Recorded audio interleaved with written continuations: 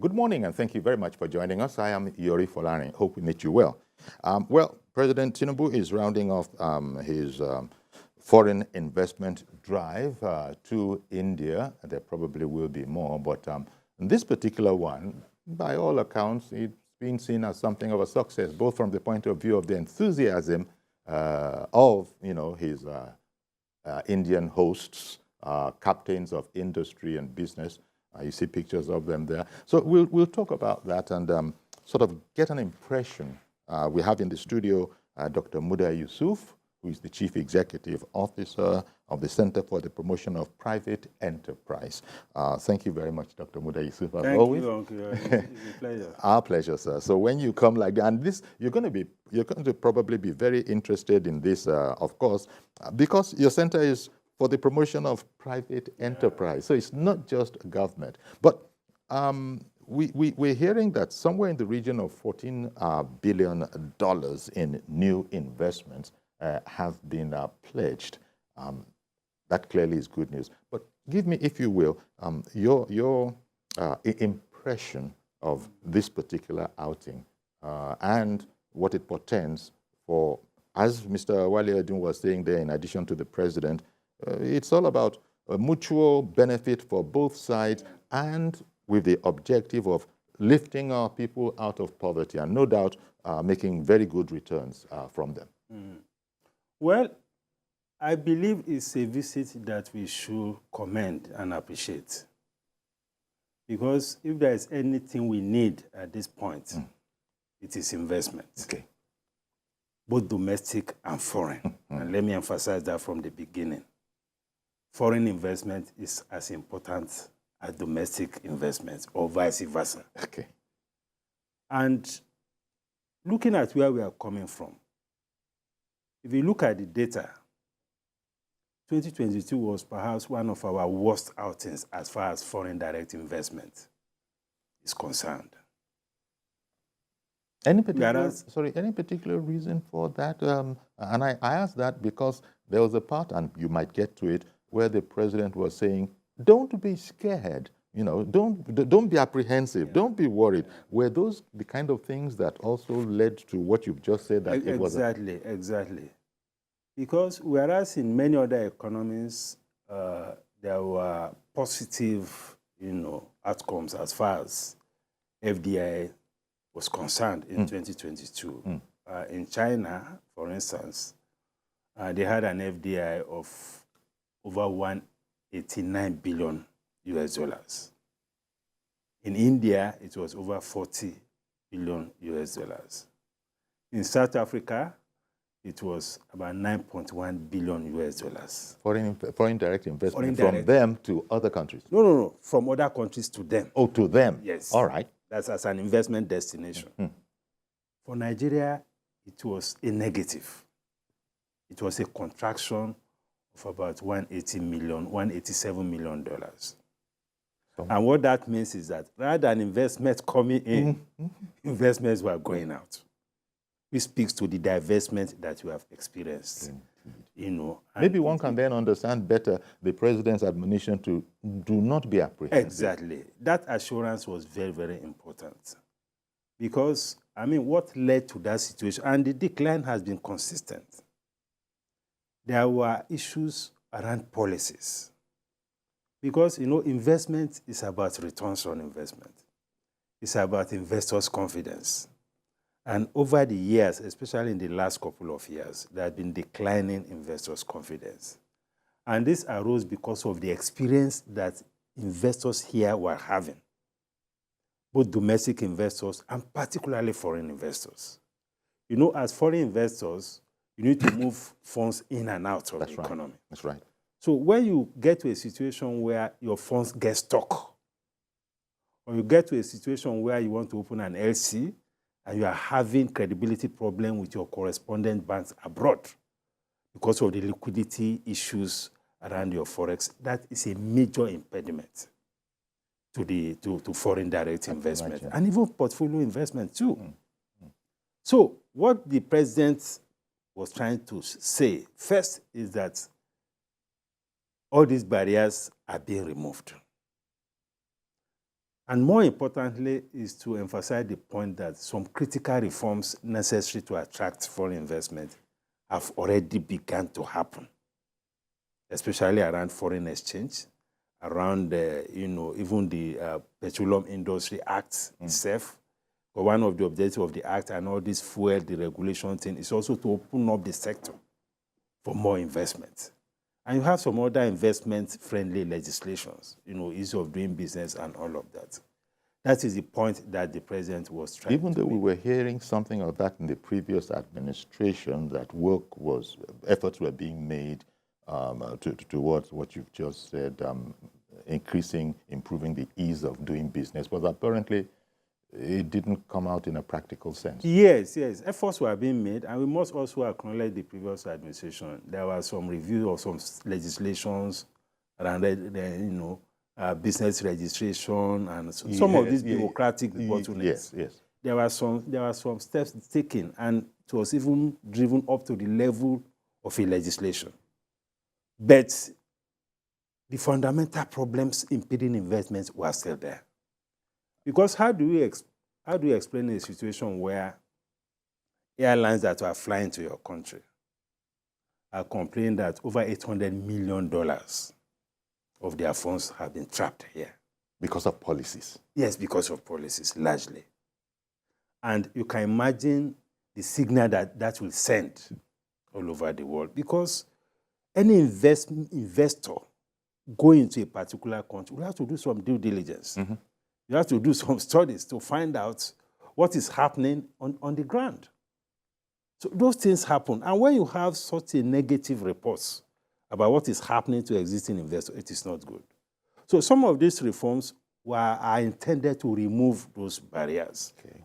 That is one. Secondly, the visits, apart from engaging investors directly, which is part of what you have shown in your clip, direct engagement with investors. And I also saw that the president met with the Confederation of Indian Industries, and of course he went with our own team of businessmen and women too. In addition to his ministers. Yes, there were captains of industry. There were captains of industry.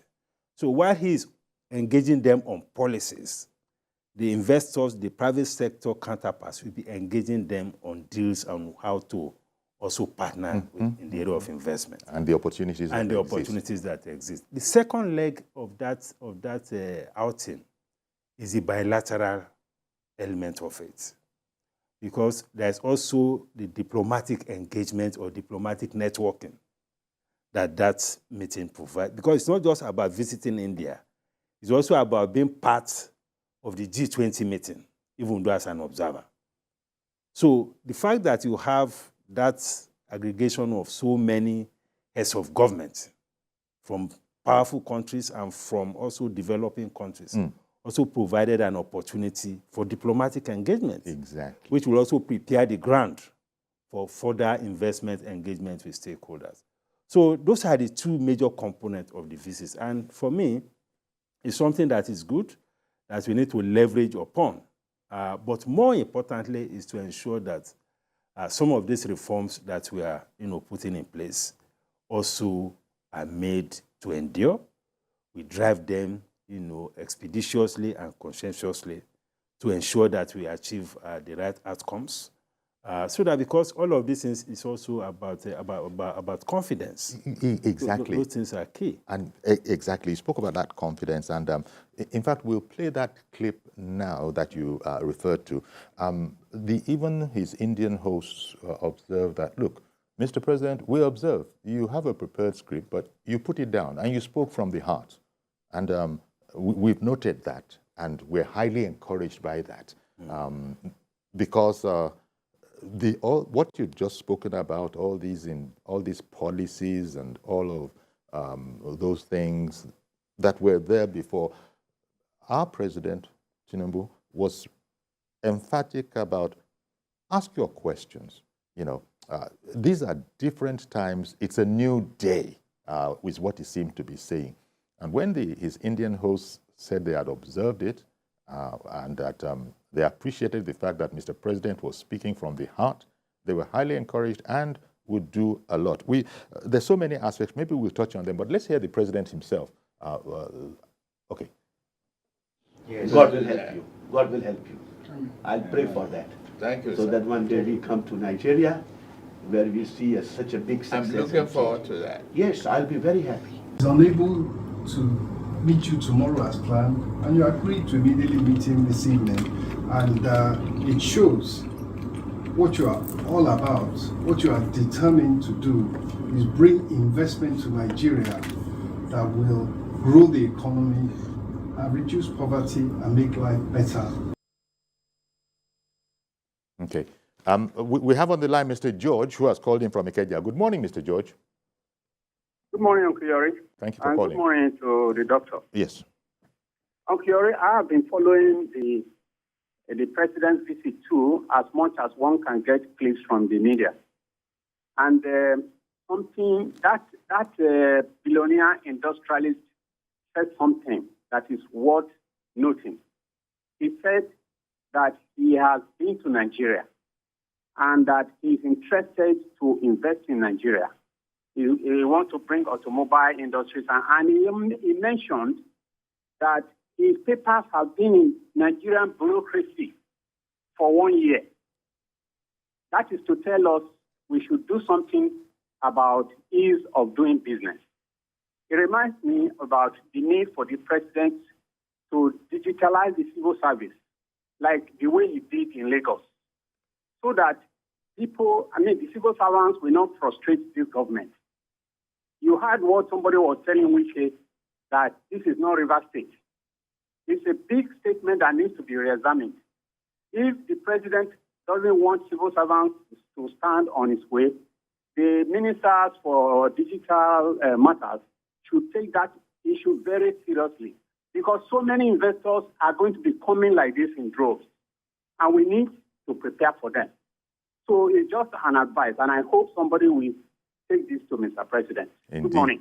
Good morning. Thank you for calling in, Mr. George. And Mr. George himself is a business person. So as you heard him say, he's paid as much attention to this as he possibly can via the media. So we've heard the captains of industry speak well of Mr. President's policies before they even left. Remember, they made trips to him. I think Elumelu was there. All of them, they're there, and they were saying that they were happy as the business community with what Mr. President was doing. Now they've gone over there. And I wonder if Mr. George was referring to the chairman of Tata, this global. Yeah, the point he made is a very, very important point. Because most times when we talk, we just talk about political appointees and we talk about policy. But the engine room for the implementation of policy is the bureaucracy. And the bureaucracy can make or mar any policy. No matter how good the policies may be, they can frustrate it. So getting the civil service and the bureaucracy to be on the same page with the political leadership is extremely very important. There are sometimes deliberate attempts to frustrate some of these policies.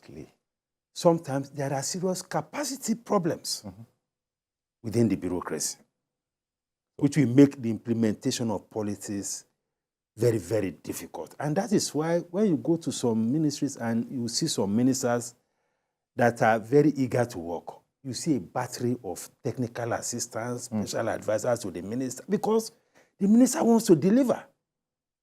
And if you continue to rely on the bureaucracy, the speed at which things will move will not be in tandem with the targets that he or she wants to achieve. One moment, please. You continue on that theme, Dr. Yusuf. There was a place there where the president was saying that, look, I have great minds, fresh blood, around us. We have, as it were, if you were to look at it as a ship, and I am the captain of that ship. Probably signaling that it's not going to be business as usual. Tinubu himself is a man of of business. So he understands a lot of these problems. I don't know, contrary to what former President Obasanjo said, some people didn't. He knew some people didn't understand economics. But We was talking about recklessness. But let me take Mr. Ade, who has also called in the meantime. Good morning, Mr. Ade. Good morning, Uncle Yori. Good morning, sir. Thank you for calling. Thank you so much. I thank God that I come in today. I've been trying so many times.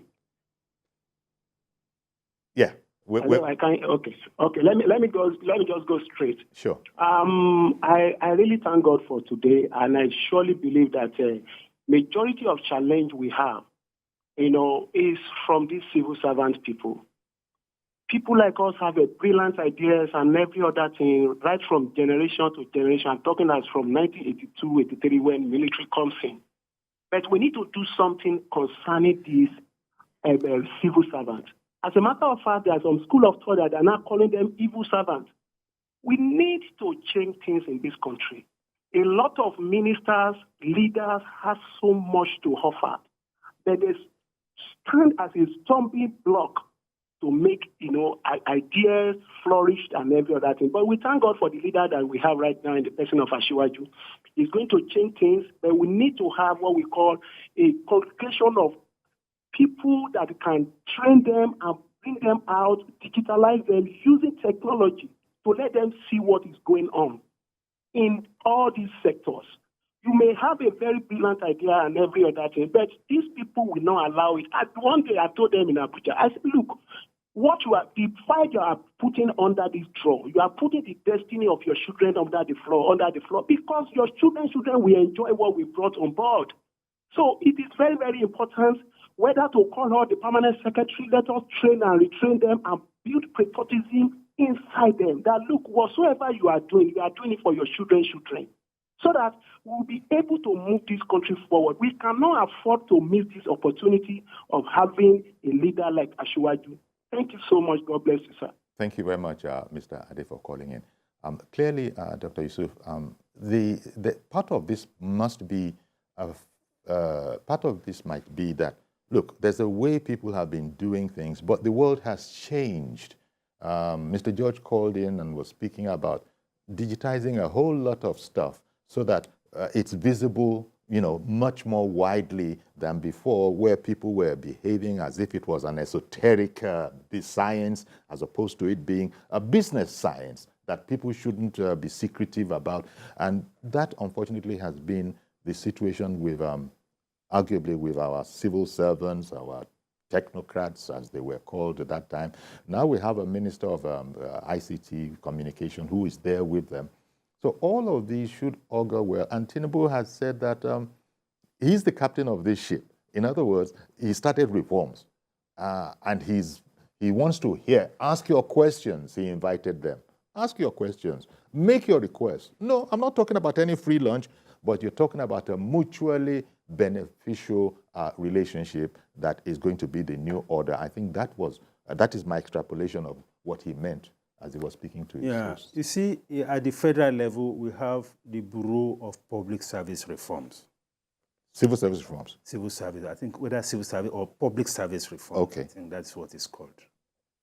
And the whole essence of that bureau, because it's a huge agency in itself, and the main objective is to reform the civil service along the lines that you have just spoken about.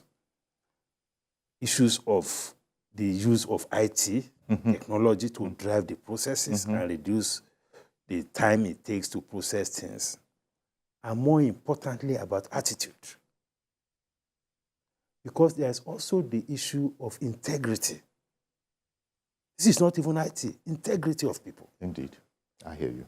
Because I've heard stories from investors. When it comes to getting approval, whatever kind of approval, either from the state bureaucracy or from the federal bureaucracy, it's like a checkpoint. Yes, and a very, very difficult one. Very difficult one. And the question they ask at each of those points is what is in it for them. Which is unfortunate. Now, I think there's a caller on the line. Who's on the line? We have a caller. It escaped. Can you help me with who's on the line? Dele in Ikeja. Good morning, Dele in Ikeja. Yeah. Good morning, sir. Good morning, sir. Thank you for calling in. Yeah. I'm a constant caller on your network. Oh, great. We're delighted to have you. Please go I ahead. always listen. That's the only time I listen to TVC. You see, that man here and other people will be saying, in fact, this government is government of brilliance. It's government of brilliance. I don't know. Are you hearing me? We can hear you. We can hear you. Government of brilliance is not charlatans or whatever. And it's either Nigerians decide to get it right now or you wait another so many years to come. Well, the president is determined to get it right, as you might have heard. But, sir, you should take ownership. Nigerians should take ownership, not the president. If you are serious about it, you should follow the president. Not even follow, we should be in front. You see, now, I want to say two things. As regards to internet in the sense that the man has said it. There is no policy the government can make without trying to reduce the civil service. They will mess it up. Okay, you know we'll be talking about this thing. As beautiful, as lofty the ideas that the policy of the government are, the civil service can make a mess of it. The second one is this. You have to be very, very, very carefully watch whatever Indians are bringing in. Because in India, they have one thing. If you go to university for 1 year, they give certificate as being 100 level. That's the head. 200 level, they give certificate. And when it comes to transfer of technology, they don't do it. So we have to be extremely careful. Most of them are not certificates. They don't deal with certificates. They are craftsmen. You understand? And they come here and become director. And they Well, thank you very much for calling in. Be that as it is, let me just say we also have with us now Mr. Jesutega Onokwasa. Good morning to you. He's a lawyer, a writer, a member of the Presidential Campaign Council. Thank you for coming on. Maybe, there must have been challenges, otherwise we would have started at the top of the program together, but you're very welcome now that you have arrived.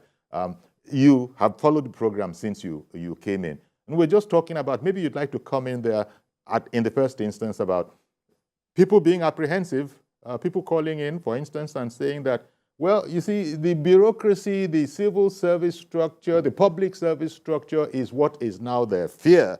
Well, give me your perspective on how you think, because the president has said that it's not business as usual. He was directly inviting his people. He was speaking off script, speaking from the heart, so to speak. Give me your impression of how well this can go if managed properly.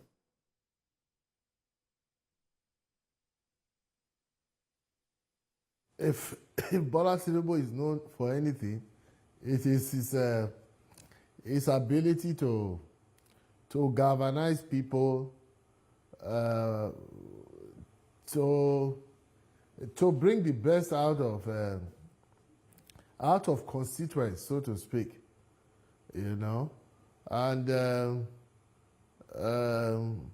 it will certainly not be business as usual, you know, with President Tinubu. The required reforms will be instituted, and you know, these things take time, and if anyone can bring the sort of changes that I must say, desperately require in the country, I'm very sure it's President Tinubu. Very, very Okay. Well, you are a lawyer, and there's also another aspect of that. So thank you very much, because everything now has to move. The whole business, the whole aspect of technology is that it makes things smoother, faster, and the law is one area, you know, where we could use some of that. We'll be speaking about that in our next topic, but this was by way of a preliminary introduction. But back to studio and the India trip, there are so many different things. Even our Defense Industries Corporation, there's an arrangement that is going on there, a discussion that is going on there with a view to, you know, making us about 40% self-sufficient in these things. And then the other exciting one was steel producers are also very interested. We are hearing that there are also businesses that want to bring in over 20,000 megawatts of electricity. That's for the power sector. For the power sector, especially in the northern states. There's also something around petrochemicals. Exactly. So all of this is sounding pretty exciting. And President Tinubu seems to be given the impression that this is an opportunity that we're taking with both hands, and it shall be mutually beneficial. Well, we're going to have to leave this subject matter for now. I would have wanted to hear from you, Dr. Yusuf, also the other way around. We're talking about India coming in. How about Nigeria? You said that Nigeria, the balance of trade was in the negative, for us. So is this something that you feel our people too can grab hold of? Because I think it is. But what is important in all of this is that because for you to be able to get an inroad into other economies, you must be very competitive domestically. Okay. So we need to remove barriers to competitiveness domestically. And that is why I said at the beginning that domestic investment is as important as foreign investment. Because sometimes, even to attract foreign investment, people want to see what is happening to those who are investing domestically. They want to get the kind of stories that they are telling. And for us to be able to also benefit from all this relationship, we must be able to also put something on the table internationally. Exactly. And for you to put something on the table, you must be able to produce competitively. And that is why we had this issue of investment in power sector, addressing issues of infrastructure deficit and so on within the framework of this visit. That is why it is also important, because we need to address some of these structural issues. And we also need foreign investment to fill some of those gaps. So it is very important that we strengthen the capacity of domestic investors as well, because we should not diminish that. The capital market. And the ministers, just to add this point, the ministers should begin to engage each of the sectors to know what exactly are the impediments. That is the starting point. With a view to, remove Yes, you need to understand the sector. Not many of them are expertise or experts in the sectors in which they are managing. But if you engage the stakeholder, they will tell you exactly what the problems are. And you take it off from there. If there are issues to escalate to the Federal Executive Council, they do that immediately. That is very important. And that is why we have ministers spread across different sectors of the economy. They should engage with the stakeholder and have first-hand information as to what the bottlenecks are. Indeed. Some of this could just be administrative. It could just be bureaucracy. But the one thing is that President Tinubu is determined to remove all of those bottlenecks. Yes. He's determined. He's determined. And the ministers also have to provide information on what the president needs to act upon through engagement with the relevant stakeholders. Dr. Yusuf, we're going to have to do this again. You're going to have to come back because there's much more meat on this particular bone. But I want to thank you very much, sir, for coming on and giving us this perspective. Okay, stay with us, please. We'll be right back, and our guest then will be Jesu Tega Onokpasa, and we're going to be looking at, another aspect. Stay with us.